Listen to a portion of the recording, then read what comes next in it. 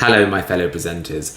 Okay, in this video, I am going to explain to you why you are better off than you think renting and not buying. Maybe you're somebody that's moved to a major city like London and you think, goodness, I'm renting, what am I doing? I'm not on the property ladder.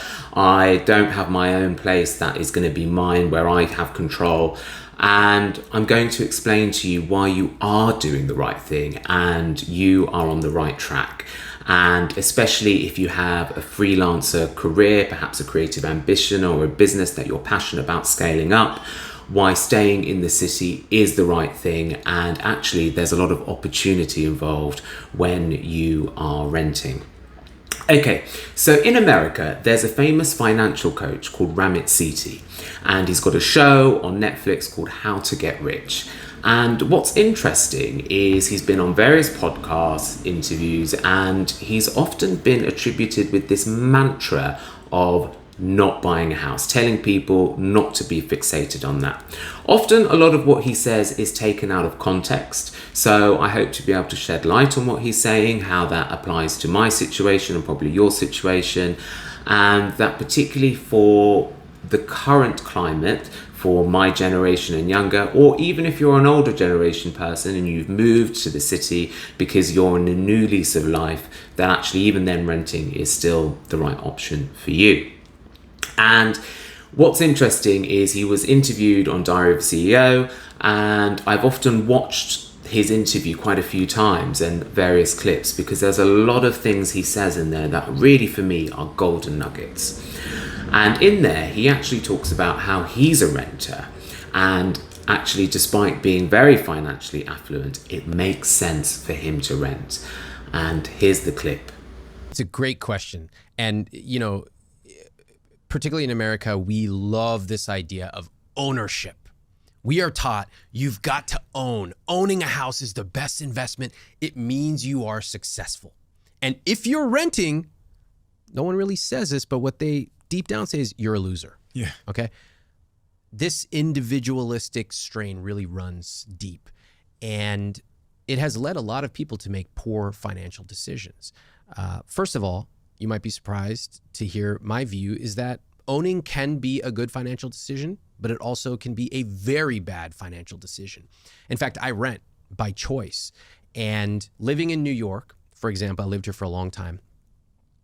I knew that if I were to buy, I would be losing thousands of dollars every single month because it actually cost more than twice as much to own than to rent. But can you imagine the type of pressures even I got from people who would come over and say, oh, so do you own this place? The place that I was renting. I said, no, I rent. And there was this visible moment of confusion. They're shaking my hand. They know that I'm the I will teach you to be rich guy, but I rent. How can you be teaching money, but you rent? Isn't renting for losers? And I have to say, because I was rock solid confident in my decision, that pressure did not affect me. Okay, so in that clip, he explains how New York real estate property prices are through the roof, and so it makes sense for him to rent. And that's the same in London. The amount of equity that you would have to tie up into a property is a lot. And actually, the money that you put down on a deposit could be used to work for you in other ways. And this is what the next clip is now going to shed some light on.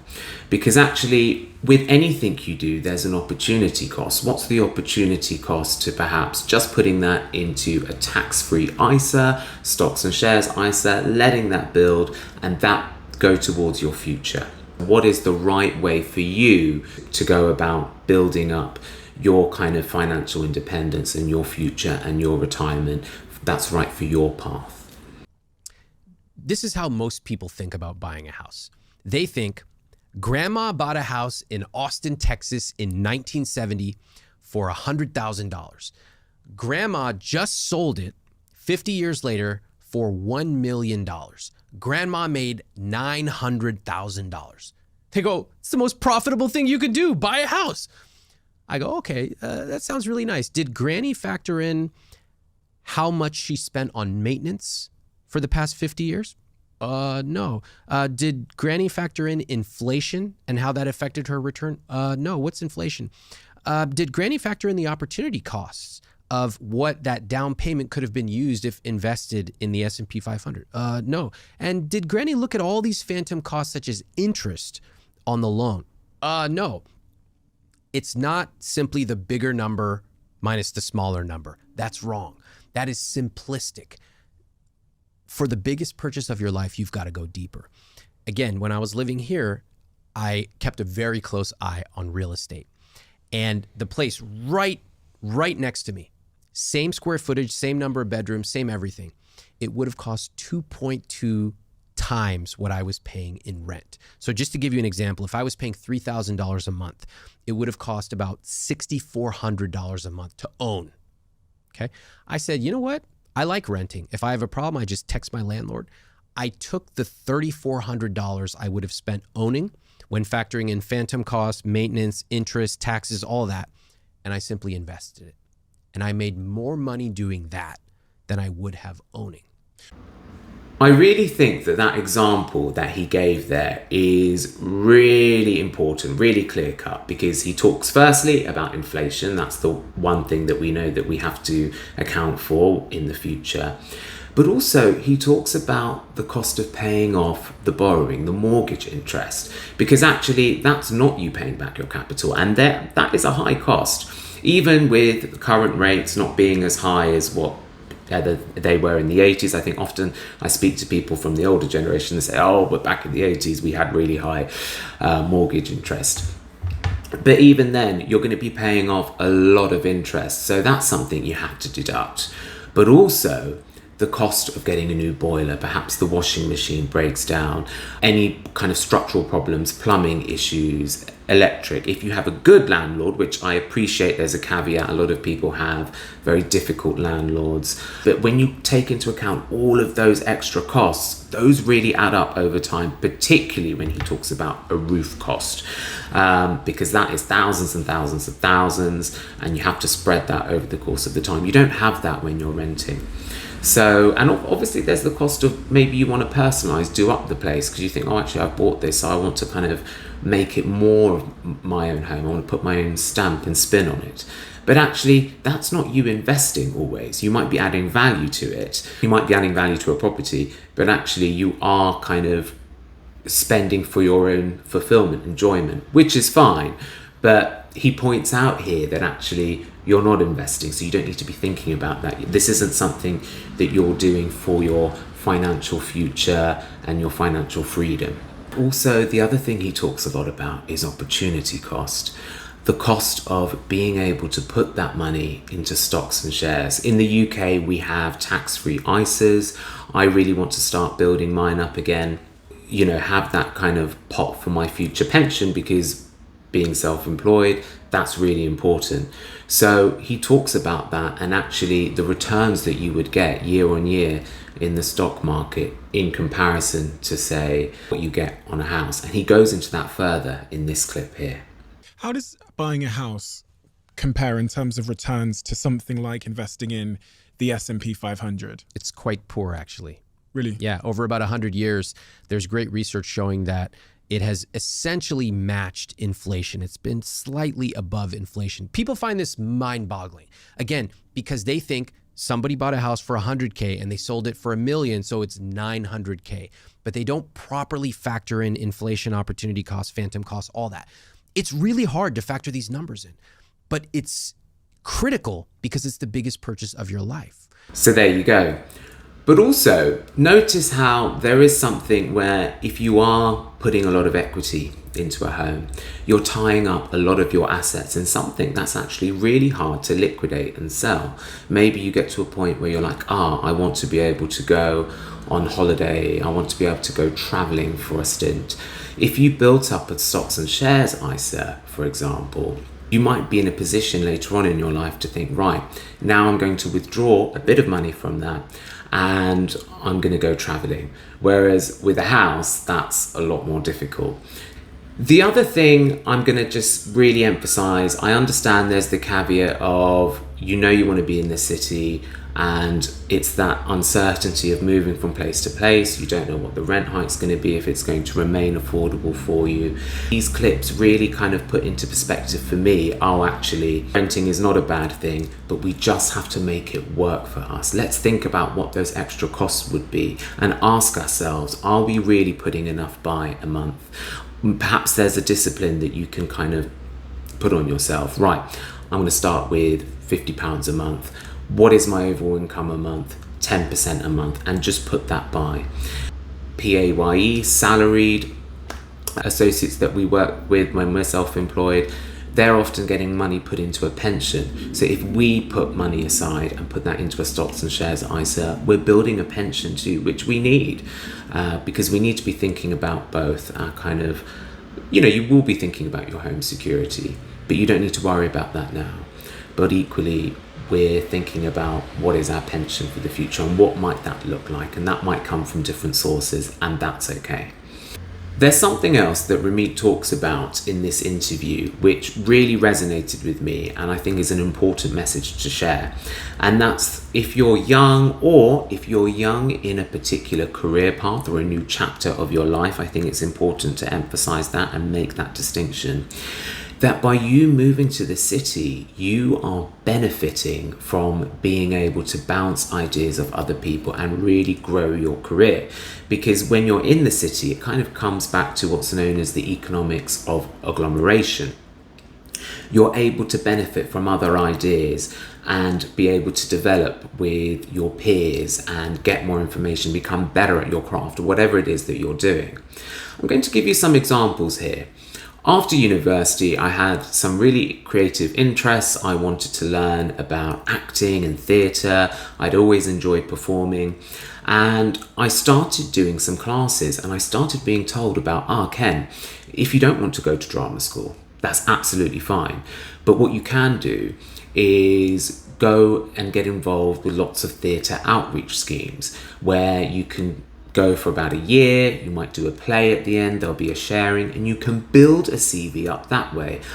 Ken, these teachers who teach at these drama schools also teach at the weekend at this community college, and at the time it was called Weekend Arts College, and you only pay £2 a class because they want to be able to make the industry more accessible.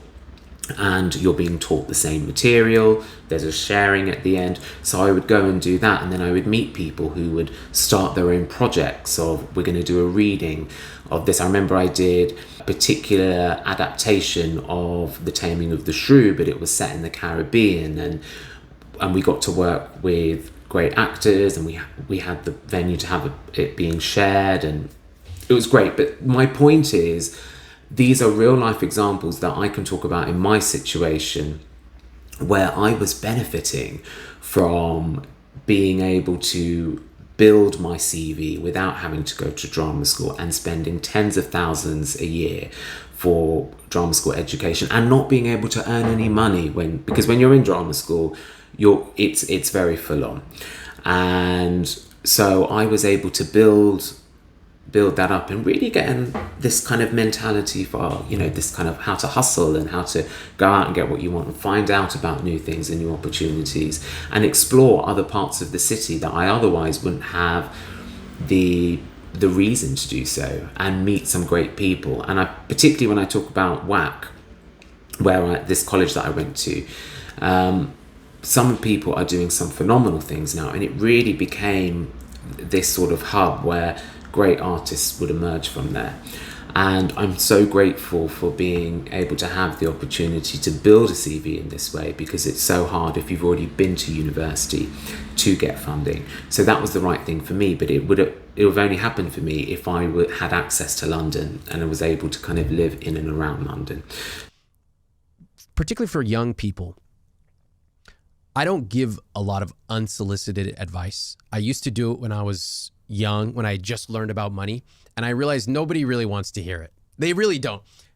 If somebody comes to me, they come to my blog, my social media, great. Otherwise, I'm not going around telling people you should do this. Once in a while, though, I get a young person asking me, I'm just about to graduate from college. What advice do you have for me? And at that moment, the best piece of advice that I have is move where the action is. And typically that's a big city. So that would be where there's more jobs, where there's simply more people if you're looking for relationships. And there's a lot of tacit knowledge that happens in big cities. Like, oh, have you tried this? Oh, what have you seen that musical? Have you tried this thing, this idea that's going around? So often surrounding yourself geographically can be hugely rewarding to you as you grow. You can't do that if you bought a house because everybody told you that it was going to be the best investment. Something else I will say is that when you are living in London, there's a lower cost of being able to go out and do things. If somebody says, right, I've got tickets for this, do you want to go? It's a cheap tube fare. You're not thinking of the fare coming into London, having to find something to eat. You might just eat something quickly at home. A lot of these things become less of a kind of financial commitment, and you can just go and enjoy them because they're on your doorstep. Travel costs are low. You can go backwards and forwards from the place or the room that you're renting and just really enjoy those opportunities. And even because you live nearer London, you might be like, for example, with theatre, you might put your name in for the lottery schemes that they do to be able to get really cheap tickets, something like 20 quid, and sometimes you can get front row, and you go there, you're like, oh, okay, I got that, I can just hop on the tube and go there, watch the play, great. Whereas you don't know if you're going to be able to spend the time getting into the city, have dinner, you might need to get an overnight stay, organise all of that. When you're in the city, you can just drop things and just go for it and enjoy yourself. So there's that as well, and I think particularly when you're young, there's what do you get from that socially, being able to go out to certain places and meet other people.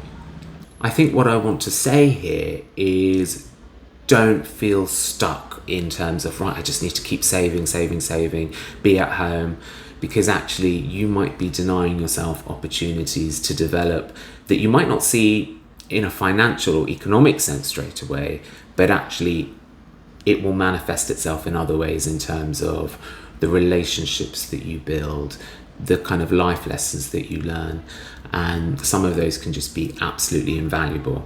So don't deny yourself being able to live in the city. You never know who you're going to meet and what things they're going to tell you about with what other work opportunities there are out there.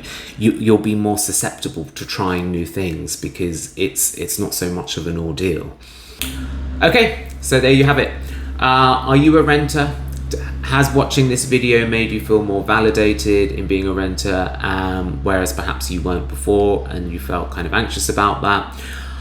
Are you a homeowner? And tell me about your journey. Is that the right thing for you? Is that working out? I think, like with anything, really look at where you are in life and what's your situation. It might be that later on buying a place does make sense because you might be in a partnership, or you might get access to a kind of scheme which works in your favor, or perhaps you were building up stocks and shares and that's kind of really compounded and actually you think, I might be able to take some of that. You might be a creative that books a commercial and gets like a buyout, so then you use that. You never know where life's going to take you, and often in your freelancer career or journey, and it might be the right thing based on that time. Maybe property prices might kind of stagnate. I don't want to say dip. There's no clear-cut answer. It always depends, I think, on your situation. And I think that's why they often say consult a financial advisor. But what I will say is don't let this idea of needing to own a home and live in the home that you own hold you back from pursuing your freelancer goals, careers, or ambitions. Move to the city. Go for it. Meet some great people. Build those relationships and build your career. Thank you very much for watching, and I'll see you in the next video. Bye for now.